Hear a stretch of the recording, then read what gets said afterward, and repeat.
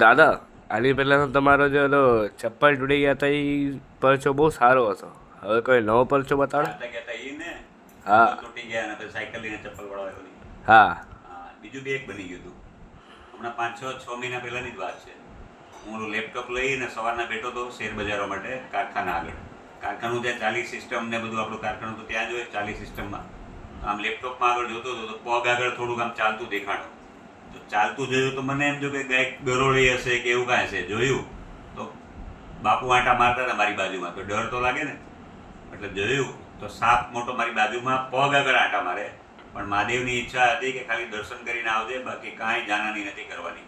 પછી સાપ સત મિત્ર હોય જે સાપ પકડવાળો એને બોલાવ્યો, એને બાટલી લઈને આવ્યો, એને શરીરથી પકડી આમ નાખ્યો. ત્યારે એને કીધું કે તમને ખબર છે આ શું હતું? મેં શું હતું? તો કે આ કોબરા હતો, કોબરા. ડેન્જરમાં ડેન્જર કોબરા હતો. બાપ તો હારો, આ બચ્ચું હતું. સાપનું બચ્ચું, કોબરાનું બચ્ચું હતું, ખતરનાકમાં ખતરનાક. એ મારા પગની આજુબાજુમાં આંટા માર્યા, પણ મહાદેવની ઈચ્છા હતી કે ખાલી દર્શન કરી દર્શન દે, બાકી કોઈ જાનહાની નથી કરવાની. આ મહાદેવના પરચા. હર હર મહાદેવ, જય શ્રી મહાદેવ. મહાકાલ.